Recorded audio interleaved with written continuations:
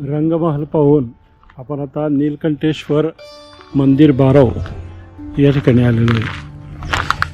भगवान शंकरांची पिंडी आपल्याला या ठिकाणी दिसते। या ठिकाणी पूजाविधी करण्यासाठी हे स्थळ बनवलेलं असावं, मात्र आज रोजी पूर्ण घाणीचं साम्राज्य या ठिकाणी आपल्याला पाहायला मिळतं। आपण नवीन मंदिरे उभारतो, मात्र अशी जी ठिकाणे आहेत या ठिकाणांचं सुद्धा जतन आपण केलं पाहिजे आणि पवित्र राखण्याचा प्रयत्न आपण केला पाहिजे। शनिदेवांचं मंदिर असेल हे नाही हनुमंताचं, हे पहा मंदिराच्या प्रवेशद्वारावरील खूप बारीक असं कोरीव काम, द्वारपाल जो दंड आहे हातातील त्याला टेकून अतिशय आरामात असे उभे राहिलेले, ही उभे राहून थकलेले आहे आणि नंतर त्यांनी विसाव्यासाठी दंड टेकवलेला आहे। द्वार शाखा पहा अतिशय छान, बारीक असं नक्षीकाम।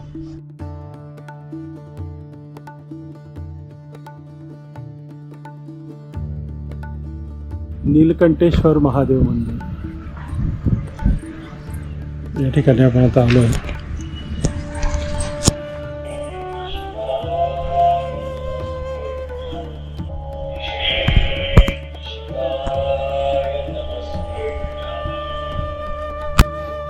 मजबूत अशा घडीव दगडामध्ये बनवलेलं हे मंदिर, परत त्यामध्ये विटांचा सुद्धा केलेला वापर हा आपल्याला इथं पाहायला मिळतोय। मंदिराच्या आतमध्ये अशी मोकळी जागा आहे आणि त्यामध्ये तुळशी वृंदावन आपल्याला पाहायला मिळत आहे।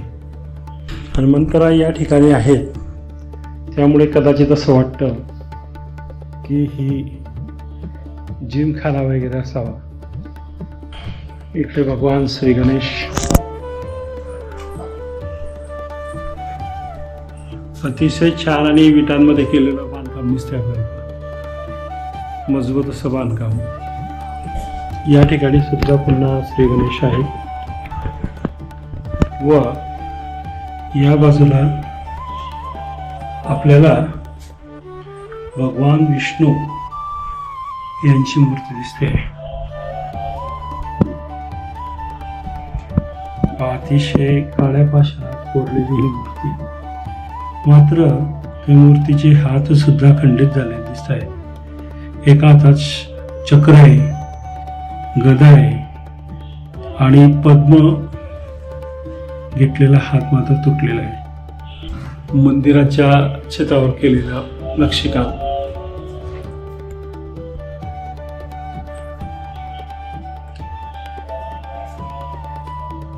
मित्रांनो आपण इतक्या दूर या ठिकाणी आलो, मात्र या परिसरातील लोकांचा प्रतिसाद पाहता म्हणावं तितकं लक्ष या स्थळाकडे दिले गेलेलं नाही आहे।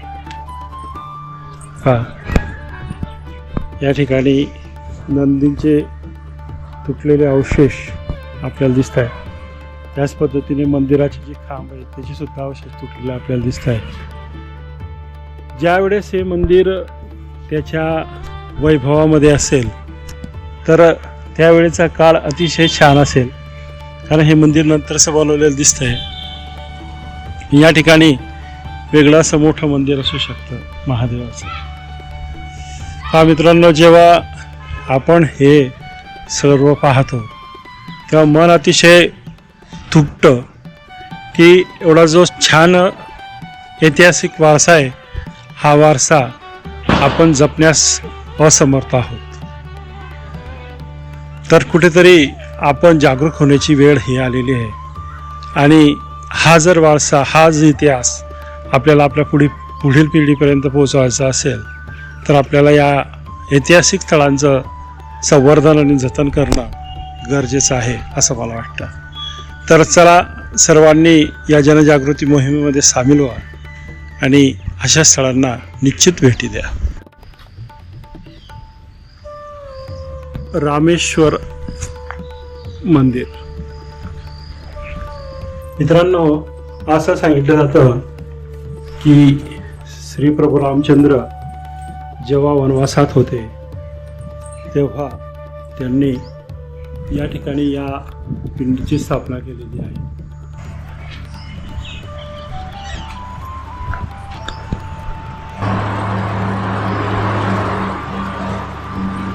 अतिशय बारीक असं नक्षीकाम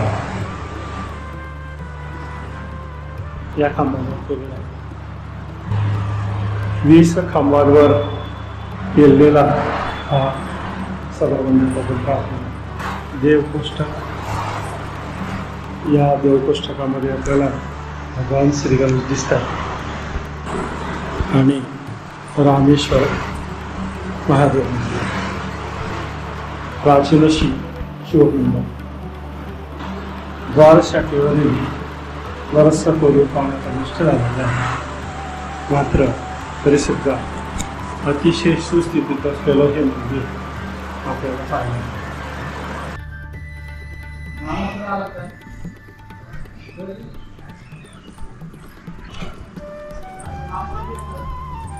हे नंतरच्या काळात केलेलं बांधकाम दिसतंय.